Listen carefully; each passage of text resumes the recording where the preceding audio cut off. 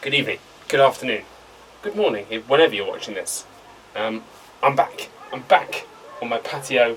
I'm getting attacked by the foliage.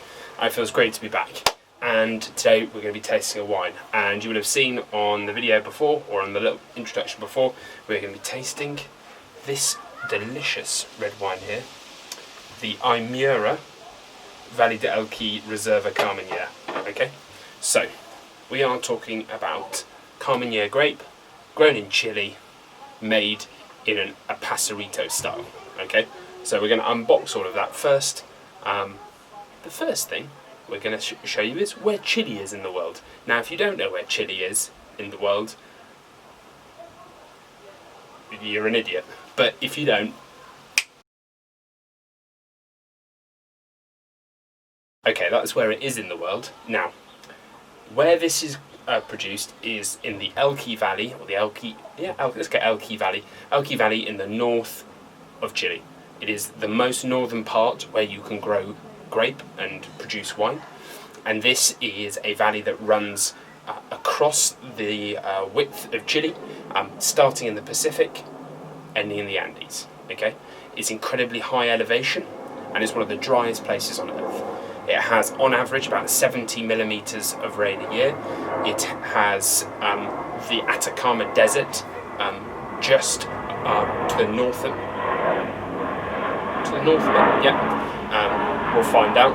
And it is, without doubt, one of the hottest and driest areas you will be able to grow grapes. The reason they can grow grapes is because they have incredible irrigation with really good clean water source from the Elqui River. Okay, now this wine is produced by Mayu Wines, M-A-Y-U, which in Inca means Creek of Stars. And again, this part of Chile is one of the best places to see stars at night. Okay, clearest skies in the world, and very famously, you can see almost every single element of the night sky there, which I'm sure is beautiful. And when I get to go there, I'll be able to tell you. But that won't happen for a while. And yeah, that's where this wine comes from.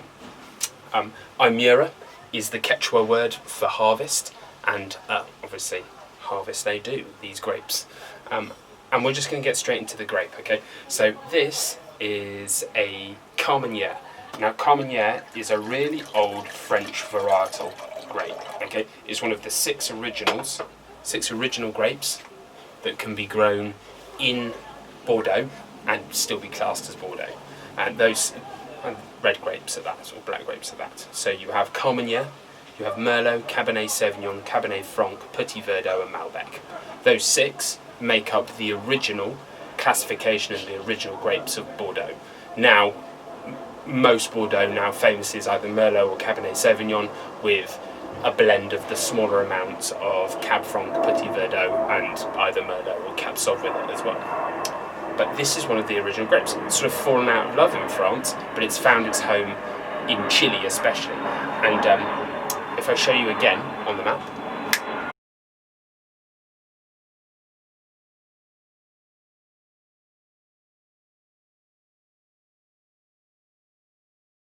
hopefully you will have just seen where the Elqui Valley is in the north of Chile. But also, Carmenere has over 60 hectares of grape and vine in northern Chile. So it has really taken off and done very, very well just in the Elqui Valley region. Okay, that's not saying anywhere else. So that's a lot of wine that they produce from this grape.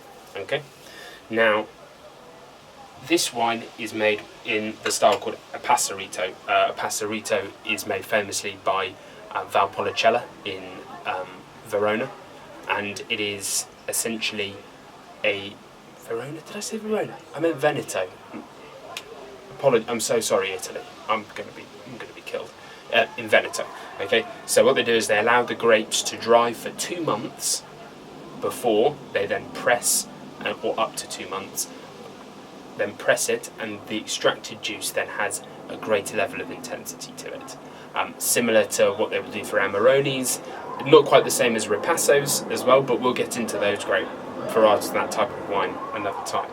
but this wine is going to be intense. It's going to be maybe a bit smoky, it's going to be a bit earthy, hopefully. It's going to have some dark berry flavours to it, and by all accounts will be a very intense red wine. Intensity for this part of the world comes from the heat, it comes from the kind of soil and the hardiness of the vine, but also comes from the altitude at which it's produced. And the altitude plays a big part, because the higher you go up in altitude, so for every 300 meters you go up, you can get an increase of maybe 10% of the UV rays.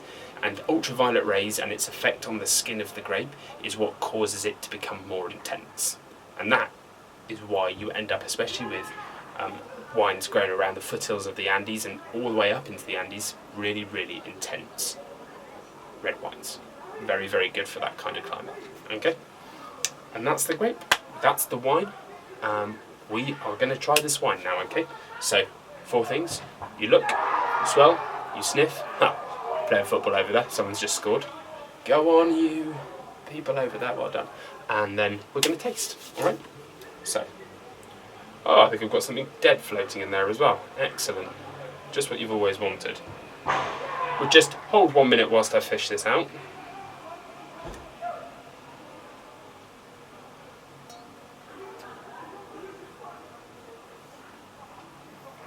And we're back.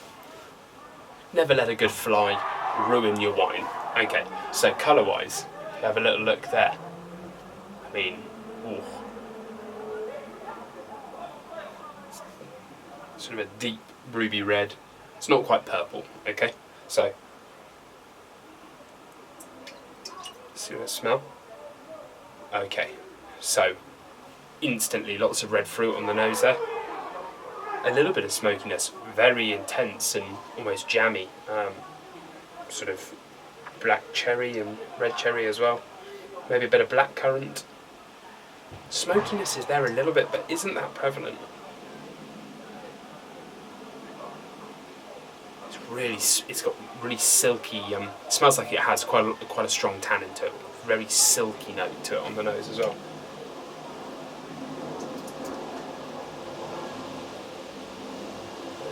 Maybe some ripe plums as well. Certainly a bit of like sort of vanilla-y notes on there as well, and some toastiness as well, but not much. This has had 70% of it. And we have planes going over again as well. 70% of this has gone into stainless steel to age. 30% of it has gone into new oak barrels, both French and American. Okay, so it will have some aging potential to it. This is a 2016, so it's got decent age to it as well. Doesn't really have. It's got a little bit of an aging ring to it, but you see those legs as well. This is a 15% wine, so this is going to be an absolute whopper. Let's try it.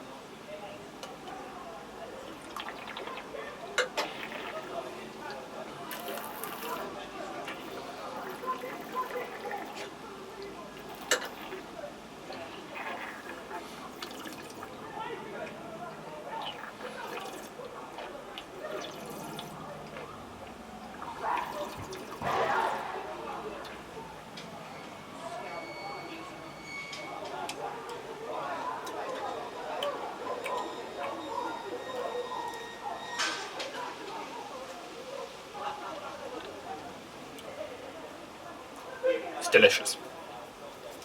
It is very intense, and that red fruit note is intense and not sweet, but really, like we say, confected. So it's like it's been reduced down. There's been a reduction in the amount of fruitiness there, and it's become intensified. I'd say certainly black cherry, maybe a bit of red cherry, a little bit of plum. Lots of bittersweet notes, so chocolatey, very intense red fruits, like some black fruits, like black currant, maybe a little bit of blackberry as well. And there's a little herbal note to it as well. We're going to try it again. There's a little herbal note to it, which is almost not minty, but it's not like sort of light herb either.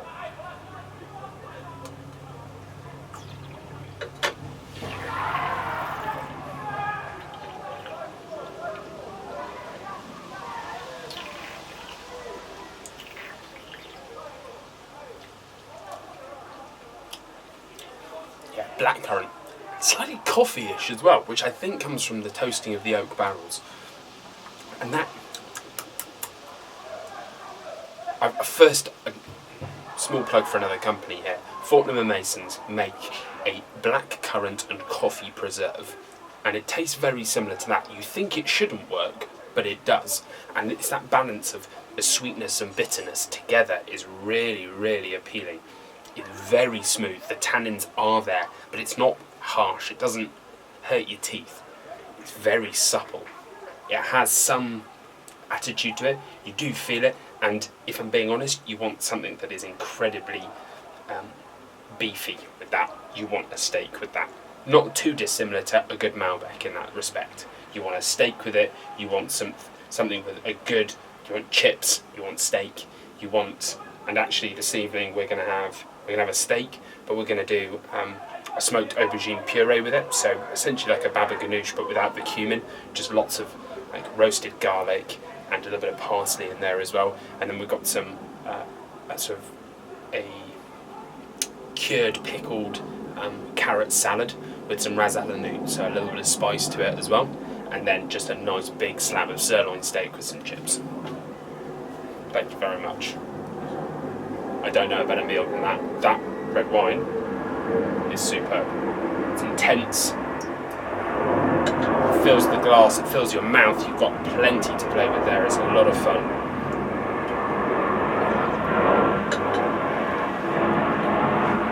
I would say a little bit minty as well, yeah. Just a little herbal note there that's really, really enjoyable. That is a sensational bottle of wine. I got this from Oddbins. Thank you again, Oddbins. Down at Baron's Court, there we are. Don't know if that close-up's any good, but this was the second one that we did the vote on Instagram, so thank you everyone who voted for this. I hope you enjoy it. I'm going to enjoy it tonight. Thank you very much.